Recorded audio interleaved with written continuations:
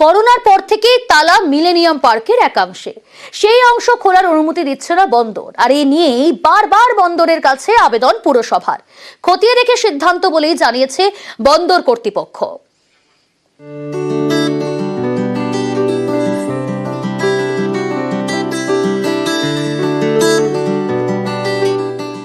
পরিকল্পনা ছিল গঙ্গার ধার ধরে হেঁটে যাওয়া যাবে, বাবুঘাট থেকে একেবারে আর্মেনিয়ান ঘাটের ফুলবাজার পর্যন্ত।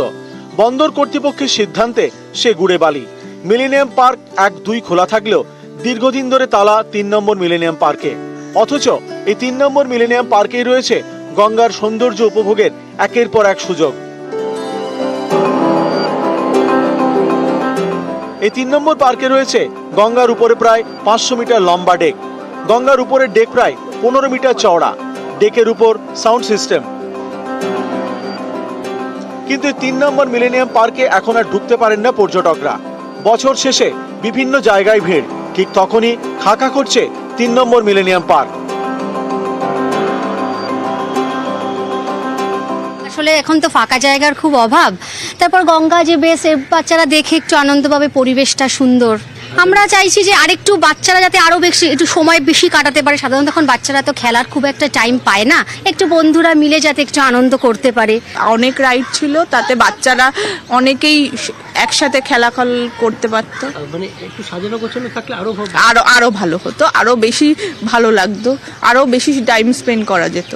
আমরা চাইছি আবার হোক, আর এই বন্ধ পার্কটাও খুলুক। বাজা কদমতলা ঘাট থেকে আর্মেনিয়ান ঘাট, গঙ্গার ধার ধরে প্রায় 2.5 কিলোমিটারের সৌন্দর্যায়ন করা হয়। এর মধ্যেই ছিল মিলেনিয়াম পার্কের 3টি অংশ। খরচ প্রায় 36 কোটি টাকা।